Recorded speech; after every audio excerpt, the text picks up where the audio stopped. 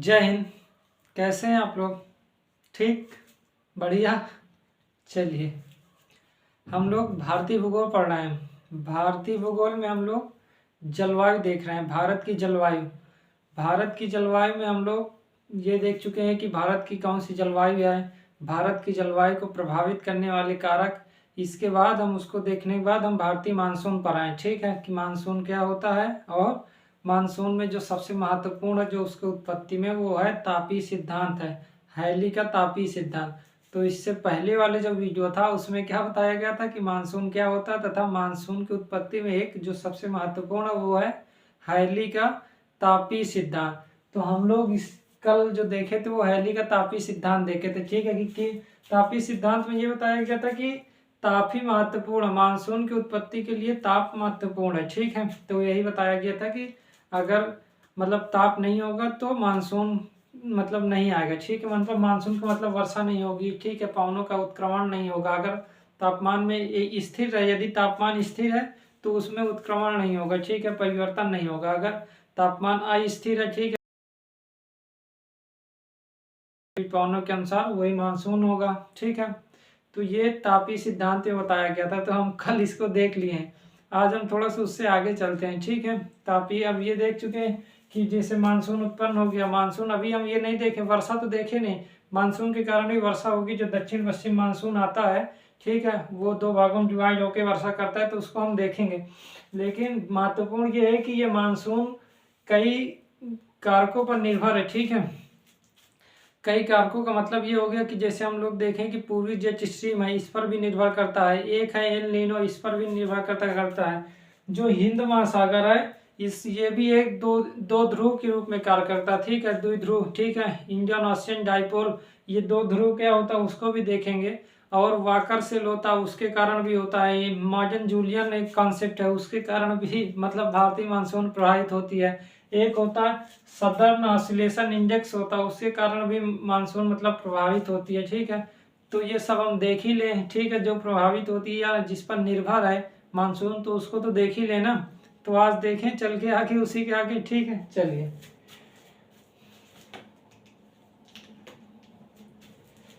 तो भारतीय मानसून की निर्भरता, ठीक है, आप यही लिखिए, मानसून की निर्भरता। ठीक है, मानसून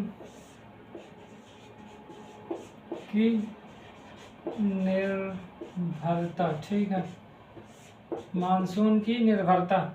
इसमें जो हम लोग देखेंगे, सबसे पहले थोड़ा देख लेते हैं मानसून की निर्भरता का मतलब। देखते हैं तिब्बत का पठार देख लेते हैं पहले, फिर देखते हैं आगे। तिब्बत का पठार, यहाँ क्या लिखेंगे मानसून की निर्भरता में? तिब्बत का पठार। ठीक है, तिब्बत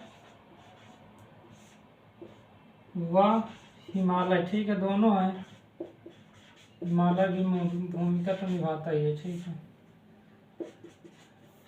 थोड़ा सा इसको देखते हैं कि मानसून तिब्बत मतलब मानसून की निर्भरता में तिब्बत का क्या महत्व है, इसके बारे में थोड़ा देखते हैं। देखते तिब्बत है, तिब्बत का मतलब आप पठार है, एक पठार है। ठीक है, सबसे ऊंचा पठार अगर माना जाए तो ये है। ठीक, तो तिब्बत क्या हुआ, लगभग अगर इसे औसत ऊंचाई देखें तो लगभग 4000 मीटर तक है। ठीक है, 4000 मतलब 4000 किलोमीटर, सॉरी 4 किलोमीटर 4000 मीटर। ठीक है, 4000 मीटर की ऊंचाई तक ये ऊपर है। ठीक, मतलब सामान्य भूमि से, मतलब समुद्र तल से, समुद्र तल की बात कर रहे हैं। समुद्र तल से ये 4000 मीटर की ऊंचाई पर, समुद्र तल एक होगा, उससे 4000 मीटर की ऊंचाई पर, मतलब 4 किलोमीटर की ऊंचाई पर। अब ये ऊंचाई पर स्थित है, पवनें चलेंगी। अब ये ऊंचाई पर स्थित है, पवनें टकराएंगी, क्योंकि पवनें धरातल पर चलती हैं। समुद्र तल के समीप अगर चल रही होंगी पवनें, तो 4000 के मीटर पर अगर कोई चीज उठा होगा तो उससे पवनें टकरा कर विभाजित होंगी या नहीं होंगी। ठीक, तो तिब्बत क्या करता है, गर्मियों के दिन में क्या होगा, समझ लेते हैं फिर लिखते हैं। ठीक है, गर्मियों के दिन में क्या होता है, 21 जून की बात करें, 21 जून को क्या होता है, यहाँ पास सूर्य की लगातार किरणें पड़ेंगी। सूर्य की लगातार किरणें क्या हो रहे हैं, पड़ रही हैं। ठीक है, सूर्य की लगातार किरणें कहाँ पड़ रही हैं 21 जून को, वो है कर्क रेखा पर। कर्क रेखा पर जब सूर्य की लगातार किरणें पड़ेंगी, और हर जगह पड़ेंगी सूर्य की किरणें, लेकिन क्या होगा, जो भाग ऊंचा होगा वहां पास ऊष्मा ज्यादा प्राप्त होगी अपेक्षाकृत जो भाग नीचे होगा उसकी अपेक्षा। ठीक है, इस कारणवश क्या होगा, तिब्बत का पठार अत्यधिक गर्म हो जाता है गर्मियों के दिन में। ठीक है, ये क्या हो जाता है, तिब्बत अत्यधिक गर्म हो जाता है। जब ये भाग अत्यधिक गर्म हो जाता है तो इधर से जो पवनें चलती हैं तो वो दो भागों में डिवाइड हो जाती हैं। ठीक है, अभी हम लोग बताए थे कि जो जेट स्ट्रीम है वो आगे बढ़ती है और तिब्बत के पठार में दो भागों में डिवाइड हो जाती है। क्यों होती है इस पर आप विचार मत करिए। ठीक है, यहाँ दो भागों में तिब्बत के पठार में डिवाइड होती है तो एक भाग नीचे चलती है, एक भाग ऊपर चल जाती है। तो जो नीचे वाली भाग जो हवा चलेगी, पवन चलेगी, वो क्या होगी, वो आगे आकर इधर मुड़ते हुए भारत की तरफ प्रवेश कर जाएगी इधर। ठीक है, ये ऊपर क्षोभमंडल के मध्य भाग की बात हो रही है। ठीक है, लगभग 8 से 14 किलोमीटर के मध्य की बात है। ठीक है, क्षोभमंडल का जो ऊंचाई होती है लगभग 13 किलोमीटर की ऊंचाई तक होता है। तो ये पवने धरातली पवने नहीं है, ये धरातली पवने से ऊपर है, जेट स्ट्रीम धारा है। ठीक है, जेट स्ट्रीम है। आप ये करिए कि क्षोभमंडल की जो ऊपरी सतह पर बहती हैं कुछ स्थानों पर, हर स्थानों पर नहीं बहते, कुछ स्थानों पर बहती हैं। हम लोग 30 से 35 डिग्री के मध्य देखेंगे और 40 से 60 डिग्री के मध्य देखेंगे कि कुछ पवनें बहती हैं जो क्षोभमंडल के ऊपरी स्तर पर बैठी हैं, कुछ ही स्थान पर बहती हैं। ठीक है, उसे जेट स्ट्रीम कहते हैं और उसके बारे में बाद में चर्चा करेंगे। ठीक है, तो तिब्बत के पठार में क्या होता है, ये अत्यधिक उष्ण हो जाता है। यहाँ से पवनें जो ऊपर चलती है मध्य भाग में की बात करें, क्षोभमंडल के मध्य भाग का मतलब एक धरातली पवनें हो गए, ऊपर जेट स्ट्रीम चल रही है, तो ये मध्य भाग में क्या हो जाता है, पवनें अचानक दो भागों में डिवाइड हो जाती हैं और एक उत्तर की तरफ बहेंगी पवनें। ठीक है, जैसे हम अगर ये हम मान लेते हैं कि विश्व का मैप है और ये है 23.5 डिग्री की रेखा, तिब्बत का पठार यहाँ ऊपर है मान लेते हैं। यहाँ पर जब पवनें आती हैं तो यहाँ दो भागों में, एक ऊपर बहने लगती है, एक नीचे बहने लगती है। ठीक है, एक नीचे गति होती है, एक ऐसे ऊपर की तरफ और एक नीचे की तरफ। ठीक है, ये पवन जो होती है ये धरातली पर नहीं बह रहे हैं, धरातल के ऊपर पवन बह रहे हैं। ठीक है, क्षोभमंडल की ऊपरी सतह पर। इस पवनों को क्या कहा गया, जेट स्ट्रीम, इसे कहा गया पूर्वी जेट स्ट्रीम। इसकी गति ऐसे होते हुए ये वास्तव में फिर इस तरह मुड़ जाती है। ठीक है, और ऐसे मुड़कर ये भारत से होते हुए ऐसे जाती है और मेडागास्कर तक, लगभग ये जो पवन होती है मेडागास्कर तक पहुंचती है। मेडागास्कर कहाँ है, अफ्रीका के पास है। ठीक है, मतलब ये अफ्रीका के निचले जो दक्षिण अफ्रीका उसी के ऊपर थोड़ा सा मेडागास्कर स्थित है। ठीक है, तो मेडागास्कर तक ये पवनें वहां तक जाती हैं, ये ऊपर चलने वाली पवनें हैं। ठीक है, इसे क्या कहा गया, इसे ही पूर्वी जेट स्ट्रीम कहा गया। तो ये पूर्वी जेट स्ट्रीम भारत की मानसून को प्रभावित करती है। क्यों, क्योंकि जब यहाँ पास उष्णकटिबंधीय चक्रवात बनता है तो उस चक्रवात को भारत की तरफ लाने में इसकी महत्वपूर्ण भूमिका होती है, जिससे तटीय भाग में क्या होता है, वर्षा होती है। ठीक है, कोई दिक्कत तो नहीं हुई। ठीक, इतना समझ में आ गया। बस अब थोड़ा सा अब लिखिए, आप लोग क्या लिखेंगे,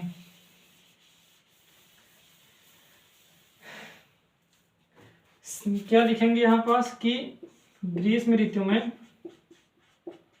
ग्रीष्म ऋतु में तिब्बत क्या हो जाता है, गर्म हो जाता है। ठीक है,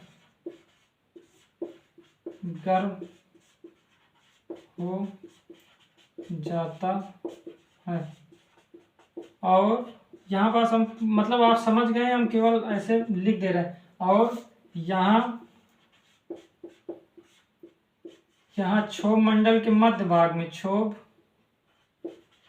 मंडल यहाँ कहाँ, यहाँ का मतलब तिब्बत की बात हो रही, तिब्बत के पठार की बात हो रही। ठीक है, यहाँ क्षोभमंडल के मध्य भाग में क्या होता है, मध्य भाग में पवनें क्या हो जाती है, दो दिशा में विभाजित हो जाती है। ठीक है, पवनें क्या होती है, पवनें दो दिशा में विभाजित हो जाती है। ठीक है, पवनें दो दिशा में विभाजित हो जाती है। ठीक है, एक पवन उत्तर की तरफ ध्रुव की तरफ बढ़ती है, दूसरी पवन की तरफ बहती है, दक्षिण की तरफ बहती है। और ये जो दक्षिण की तरफ बहती है वो बाद में क्या हो जाती है, पूर्व की तरफ मुड़ जाती है। ठीक है, तो क्या हुआ, ग्रीष्म ऋतु में तिब्बत गर्म हो जाता है। और यहाँ तिब्बत का मतलब ये किसकी ऊंचाई अगर देखेंगे, औसत अगर लेंगे तो 4000 मीटर ले लीजिए। ठीक है, मतलब 4 किलोमीटर। ठीक, गर्म हो जाता है तो पवनें जब बहेंगी, जो पश्चिमी जेट स्ट्रीम बह रही है उसकी बात कर रहे हैं, पश्चिमी जेट स्ट्रीम बहती है ना, कि इससे पहले वाले वीडियो में बताया गया था कि यहाँ पास पश्चिमी जेट स्ट्रीम बहती है। ठीक है, जो पश्चिम से पूर्व की ओर बहती है। ठीक है, ये पवन यहाँ पास पहुंचती है तो दो भागों में डिवाइड होती है। ऊपर की बात है, जेट स्ट्रीम हमेशा ऊपर ही बहती है। ठीक है, धरातल के निचले स्तर पर नहीं बहती। वो लगभग 8 से 13 किलोमीटर की ऊंचाई पर बहती हैं। तो यहाँ पवनें पहुँचती हैं, एक भाग उत्तर और एक भाग दक्षिण की तरफ। ये दक्षिण की तरफ मुड़कर क्या हो जाती है, भारत की तरफ प्रवेश करते हुए मेडागास्कर तक जाती है, ठीक है। और तो यहाँ इसकी ऊंचाई कितनी है, 4000 मीटर। तो इसका मतलब 4000 मीटर की ऊंचाई से मुड़ती है, ठीक है। ठीक है, मतलब 4 किलोमीटर 5 किलोमीटर की ऊंचाई पर, ठीक। यहाँ यहाँ यहाँ का मतलब हो गया तिब्बत क्षोभमंडल के मध्य भाग में पौने 2 दिशा में विभाजित हो जाती हैं। एक दिशा तो इतना लिख लें कि 2 भागों में विभाजित होती हैं, और एक पवन क्या होती है, उत्तर की ओर जाती है, और दूसरी पवन जो है वो दक्षिण की तरफ जाती है। इतना लिख लिए, ठीक है। ये दक्षिण की तरफ जाने वाली पवन ही क्या कहलाती है, पूर्वी जेट स्ट्रीम। क्या लिखेंगे, उसे ही क्या कहते हैं, जो दक्षिण की तरफ मुड़ गई है उसे कहते हैं पूर्वी जेट स्ट्रीम। लिखें, यहाँ पास लिखिए, पूर्वी जेट स्ट्रीम, ठीक है। जो दक्षिण की तरफ मुड़ी है उसे कहा गया पूर्वी जेट स्ट्रीम, ठीक है। और ये पूर्वी जेट स्ट्रीम फिर मुड़कर जब दक्षिण की तरफ आती है तो मुड़कर क्या हो जाती है, वापस पूर्व की तरफ मुड़ जाती है। ये क्षोभमंडल के ऊपर स्थित है, जेट स्ट्रीम है, तो आप क्षोभमंडल की ऊपरी सतह पर ही मानिएगा। और ये मुड़ जाती है, और कहाँ तक जाती है, लगभग मेडागास्कर तक ये वहां तक जाती है, ठीक है। पूर्वी जेट स्ट्रीम कहलाती है, और यह भारत से होते हुए कहाँ तक जाती है, वहां मेडागास्कर तक ये जाती है, ठीक है। यहाँ से हुई ऐसे बहते हुए दक्षिण की तरफ होते हुए। तो हम लोग देखे थे कि ना अगस्त में लगभग 15 डिग्री में, सितंबर में लगभग 22 डिग्री के आसपास ये ऊपरी नीचे लिखे, पूर्वी जेट स्ट्रीम उष्णकटिबंधीय चक्रवात को अपने साथ भारत में बहाकर लाती है, ठीक है, कोई दिक्कत नहीं, इतना लिख लिए। उष्णकटिबंधीय चक्रवात से भारत के तटीय भागों में वर्षा खूब होती है, जिससे मानसून प्रभावित होता है। क्या होता, मतलब प्रभावित होता है या निर्भर होता है, जो भी कहें, कि मानसून इस पर निर्भर होता है और प्रभावित होता है, ठीक है। ठीक, इतना था हमारा ये क्या तिब्बत का क्षेत्र क्यों महत्वपूर्ण, आप समझ में आया। ये गर्म क्यों हो जाता है, आप ये बताइए। समान स्थल से ज्यादा गर्म होगा क्योंकि ऊंचाई पर स्थित है समान स्थल से, तो इस कारणवश यहाँ लगभग 3-4 डिग्री सेल्सियस तापमान ज्यादा होगा अपेक्षाकृत नीचे, जिस कारणवश ये अत्यधिक गर्म होगा। गर्म होने की वजह से क्या होता है, यहाँ पास जब पवनें पहुंचती हैं तो एक ऊपर उत्तर एक दक्षिण की तरफ मुड़ेगी, दक्षिण वाली पवन पूर्व की तरफ बहते हुए भारत में आएगी, जिसे क्या कहा गया, पूर्वी जेट स्ट्रीम, ठीक है।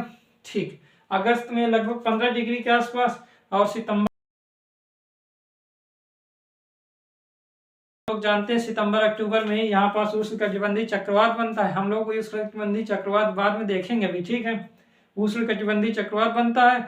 चक्रवात कुछ है नहीं, चक्रवात क्या है, एक सेंटर है जहां निम्न दाब बहुत हो गया है, जिस कारण चारों तरफ से पवनें आकर मिलती हैं, पवनें ऊपर उठ जाती हैं, और पवनें ऊपर उठती हैं, और जब पवनें ऊपर उठेंगी समुद्र में तो उनमें नमी होगी, और जब पवन ऊपर उठ जाएगी, ऊपर चल रही जेट स्ट्रीम, ठीक है, पवनें ऊपर उठी, ऊपर चल रही जेट स्ट्रीम, तो ये पवनें क्या होती हैं, जो जेट स्ट्रीम, ये पवनों को जेट स्ट्रीम क्या कहती है, आगे बहा कर लाती है। आगे इधर से पवन बह रही है तो वो तो लाएगी भारत में, भारत पर आकर टकरा कर वर्षा कर देती है, ठीक है, कोई दिक्कत नहीं। ठीक, तो ये इस प्रकार भी ये क्या हो गया, मानसून पर, मानसून की निर्भरता किस पर है, तिब्बत के पठार पर भी जो पूर्वी जेट स्ट्रीम उत्पन्न हो रही है इस पर निर्भरता है, ठीक है। तो आप इसको तो याद ही रखेंगे, ठीक है। ये तिब्बत के पठार में जो गर्म होने की वजह से ये उत्पन्न हो जाती है, ठीक है। 2 शाखाएं उत्पन्न होती है, एक उत्तर एक दक्षिण में, तो दक्षिण वाली शाखा पूर्वी जेट स्ट्रीम कहलाती है, ठीक। यहाँ तक कोई दिक्कत नहीं, ठीक। ये क्या करता है, हिमालय भी तो क्या करता है, हिमालय भी बांटता है, क्या बांटता है, शीतोष्ण चक्रवात को बांटता है। लेकिन ग्रीष्म ऋतु में क्या होता है, जो यहाँ पास पश्चिमी जेट स्ट्रीम बहती है वो उत्तर की तरफ और खिसक जाती है। इसको आप जानिए मत, ये हम लोग देखेंगे वहीं पास, जब विश्व भूगोल में देखेंगे ना वायुदाब पेटियां, तो वायुदाब पेटियां एक जगह पर स्थिर नहीं है, ठीक है। वो क्या होती है, कभी उत्तर की तरफ शिफ्ट होती हैं, कभी दक्षिण की तरफ। वो निर्भर किस पर करती हैं, तापमान पर निर्भर करती हैं। अगर तापमान कर्क रेखा पर है तो वो और उत्तर की तरफ शिफ्ट हो जाएंगी। यदि वो मकर रेखा पर तापमान बहुत ज्यादा है तो वो और दक्षिण की तरफ शिफ्ट होती है। तो ये वायुदाब पेटियां शिफ्ट होती रहती हैं, ठीक है। वहीं देखेंगे हम लोग वायुदाब में, ठीक है। ठीक, इतना समझ में आ गया, इतना ही समझना था, ठीक है। तो मानसून निर्भर हो गया, आप समझ में आया क्यों निर्भर है, क्योंकि अब जब वर्षा करा रहा है तो मानसून को तो निर्भर होगा ही ना, ठीक है। तो इतना समझ में आया, अब आगे चलें, चलिए। ठीक। तो मानसून की निर्भरता एक तो हो गई तिब्बत का पठार और हिमालय पर्वत, ठीक है। मुख्य रूप से तिब्बत का पठार किस लिए जाना इसलिए जाएगा कि यहाँ से पूर्वी जेट स्ट्रीम उत्पन्न होती है, ठीक है। ठीक, पूर्वी जेट स्ट्रीम की गति निर्धारित होती है और कहाँ तक जाती है, मेडागास्कर तक जाती है, मस्करन हाई तक, ठीक है, मस्करीन हाई तक। इसे मस्करीन हाई कहते हैं क्योंकि उच्च दाब पर रहता है, ठीक। अब हम लोग एक और भाग देखते हैं। एक और भाग क्या है, अभी हम लोग है ये ध्रुव देखना है, ठीक है, मतलब हिंद, ठीक है, इंडियन ओशियन डाइपोल देखना है। उसको देखने से पहले हम लोग देखते हैं El Nino. El Nino, El Nino धारा, ये क्या है, धारा। हम लोग देखेंगे बाद में, जब हम धाराएं पढ़ेंगे तो वहां देखेंगे कुछ ठंडी धाराएं होती हैं, कुछ गर्म धाराएं होती हैं, ठीक है। तो ये एल नीनो एक गर्म धारा है, क्या है, ये गर्म धारा है, ठीक है, गर्म धारा है। गर्म धारा भी है, वह अस्थायी धारा है, ठीक है। स्थायी और अस्थायी का मतलब समझ रहे हैं ना, कि ये हमेशा नहीं चलती, ये कुछ वर्षों में चलती है, अस्थायी है, ठीक है। जैसे कुछ धाराएं होती हैं वो लगातार बहती रहती है, मौसम के अनुसार उसी तरह बहती रहती है। जैसे गल्फ स्ट्रीम धारा, ठीक है, गर्म है, ये लगातार बहती रहती है। तो लेब्राडोर धारा, ये लगातार बहती रहती है, ठीक है, ये स्थायी धारा है। लेकिन ये क्या, अस्थायी धारा, क्योंकि ये हर वर्ष नहीं बहती, ठीक है।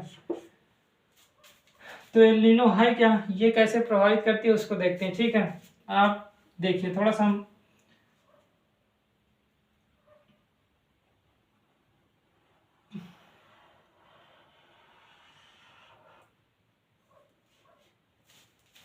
हम थोड़ा सा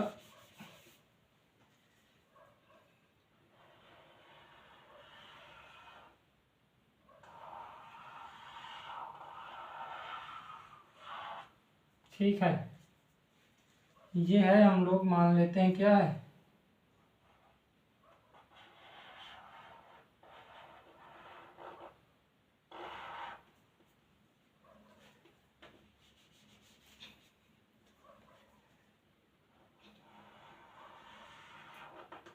ये हम लोग क्या है, ये मान लेते हैं क्या है, ये हमारा है क्या, दक्षिण अफ्रीका, दक्षिण अमेरिका, ठीक है, दक्षिण अमेरिका जो महाद्वीप है। और इधर बना लेते हैं थोड़ा सा ऑस्ट्रेलिया, ठीक है।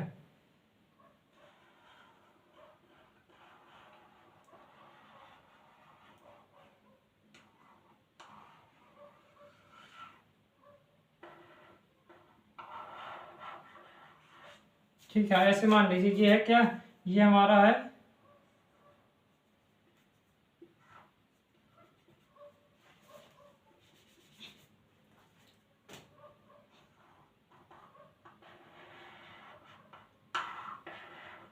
ठीक है, ये क्या है, ये हमारा है क्या, ये है मान लेते हैं ऑस्ट्रेलिया, ये है दक्षिण अमेरिका, ठीक है। ये क्या है, इसके मध्य ये है पूरा प्रशांत महासागर, ठीक है।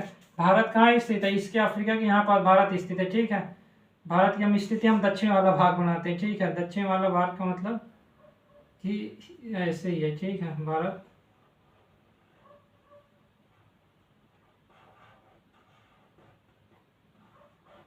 ठीक है। हम लोग ऐसे देख लेते हैं कि ये भारत है, ठीक है, ये भारत है, ये क्या है, ये है हमारा ऑस्ट्रेलिया, और ये क्या है, दक्षिण अमेरिका, ठीक है। ये प्रशांत महासागर है, ठीक है, ये प्रशांत महासागर है।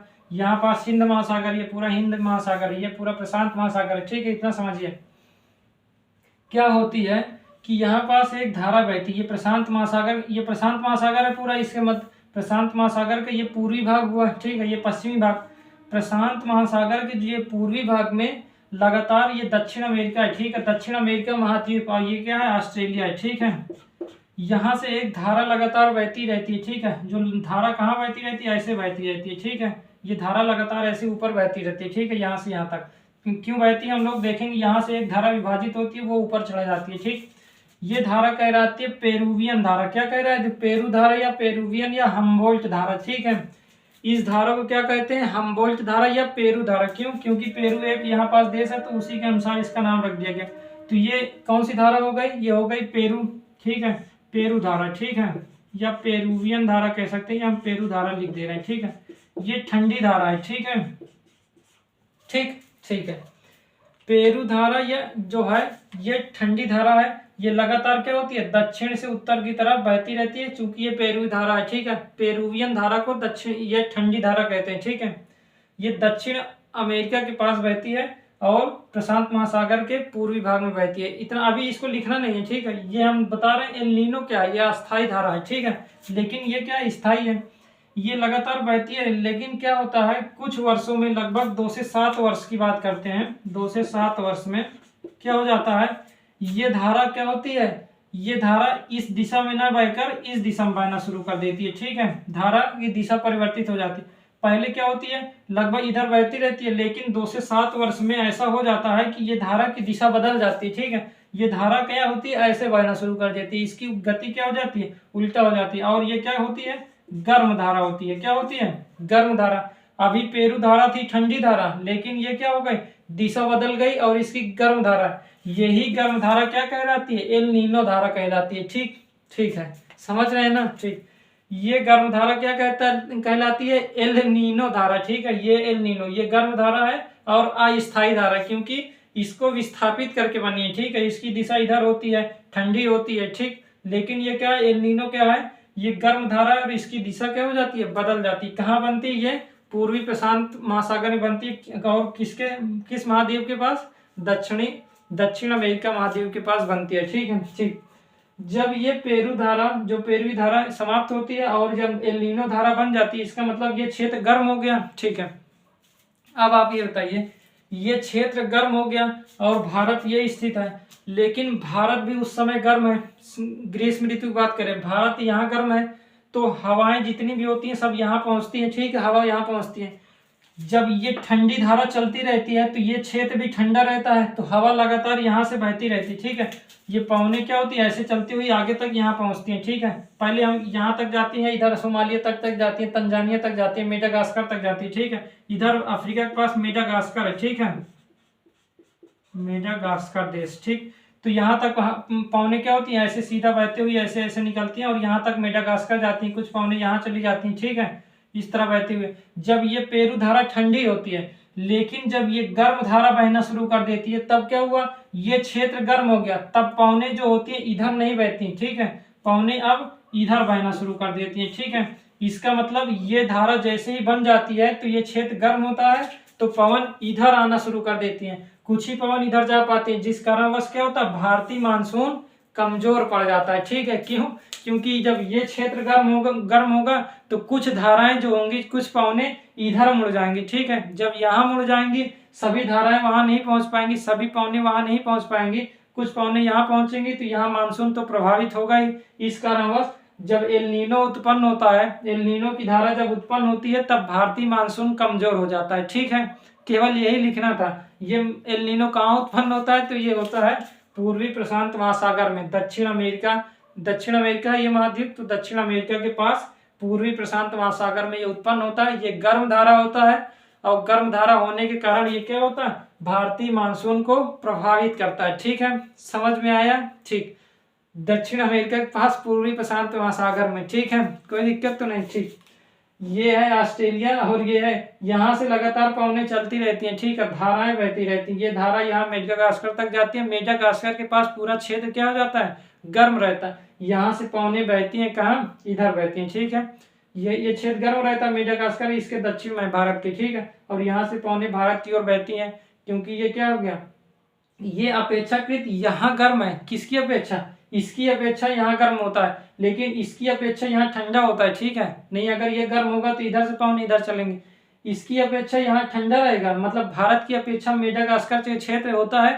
ठंडा, लेकिन जब पेरू धारा रहती है तो इसकी अपेक्षा ये होता है गर्म। ठीक है, समझ लीजिए, जब पेरू धारा रहती है तो ये अत्यधिक ठंडा रहता है, इसकी अपेक्षा ये थोड़ा गर्म रहता है। ठीक है, लेकिन भारत की अपेक्षा ये ठंडा रहता है। ठीक, जिस कारणवश पवनें इधर से तो इधर जाती हैं, लेकिन यहाँ से यहाँ पवनें जाती हैं। ठीक है, ठीक, क्योंकि यहाँ वाला क्षेत्र यहाँ वाले क्षेत्र से ज्यादा ठंडा है। ठीक है, लेकिन यहाँ वाला क्षेत्र इस वाले क्षेत्र से गर्म होता है। कब, जब पेरू धारा चलती है, लेकिन जब एल नीनो चलने लगेगी, तो एल नीनो जब चलेगी तो ये क्षेत्र गर्म हो जाएगा, तब पवनें इधर चलेंगे और कुछ जो दक्षिण भारत, मतलब दक्षिण भारत का मतलब ये नहीं, जो ये 0 डिग्री मान के चलिए, ठीक है, 0 डिग्री ये मान लिए, ठीक। ये है मकर रेखा, तो ये वाला भाग है ये है दक्षिण अमेरिका के यहाँ पास, और यहाँ ऑस्ट्रेलिया है, और ये इधर मेडागास्कर। तो इसका मतलब क्या हुआ, ये है मेडागास्कर, ये है भारत, यहाँ इसके ऊपर स्थित है, ठीक है, यहाँ पास स्थित है। तो यहाँ ऑस्ट्रेलिया, यहाँ दक्षिण अमेरिका, तो यहाँ पास पवनी उत्पन्न हो जाती है, धारा उत्पन्न होती है, एल नीनो उत्पन्न हो जाती है, ठीक है, यहाँ उत्पन्न होती है, इधर है मेडागास्कर, तो इधर पवने चलेंगे। जब ये गर्म हो जाएगा, ये वाला क्षेत्र जैसे ही गर्म होगा तो पवने इधर चलेंगी और भारतीय मानसून प्रभावित होगी। इतना बस लिखना है, ठीक है, केवल समझना था, समझने के लिए चित्र बनाया गया था, ठीक। ठीक है, रफ करें ना इसको लिखना नहीं, केवल ये समझना था, ठीक है, कि कहाँ उत्पन्न हो रही, ठीक। ठीक है,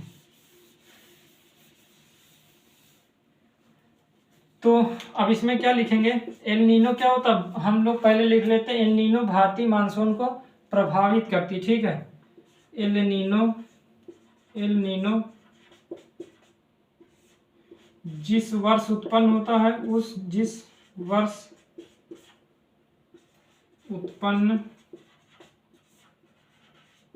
होता है उस वर्ष भारतीय मानसून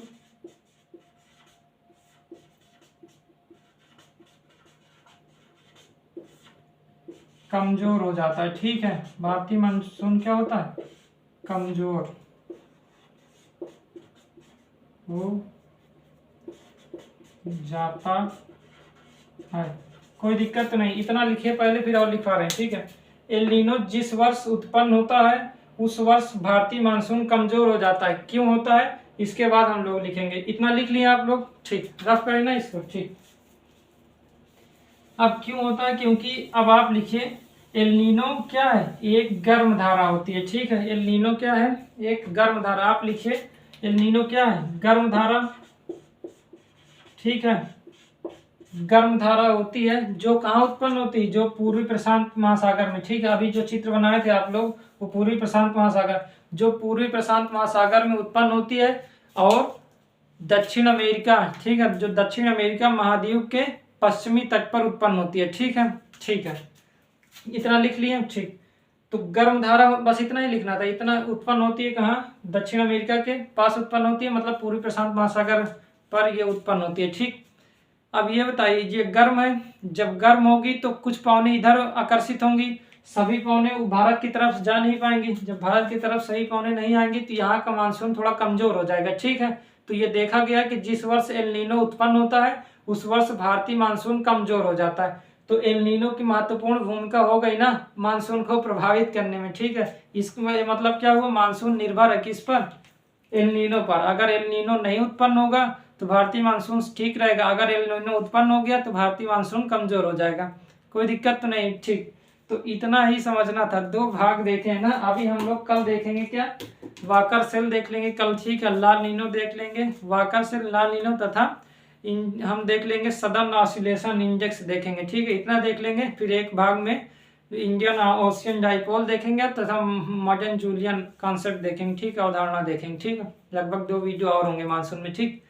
तो कैसा लगा आप लोग बताइएगा, ठीक है। ये मानसून की निर्भरता है। निर्भरता में हम लोग 2 चीज देखे, एक हो गया तिब्बत का पठार और हिमालय, ठीक है, जिसमें पूर्वी जेट स्ट्रीम आया, पूर्वी जेट स्ट्रीम और एल नीनो, ये दोनों मानसून को प्रभावित करती हैं, ठीक है। आप इसको समझ लीजिए, समझ लेंगे तो बहुत ही महत्वपूर्ण, आगे हम जो टॉपिक देखेंगे वो मतलब इससे संबंधित रहेगा, ठीक है। तो इसको समझना महत्वपूर्ण है, ठीक।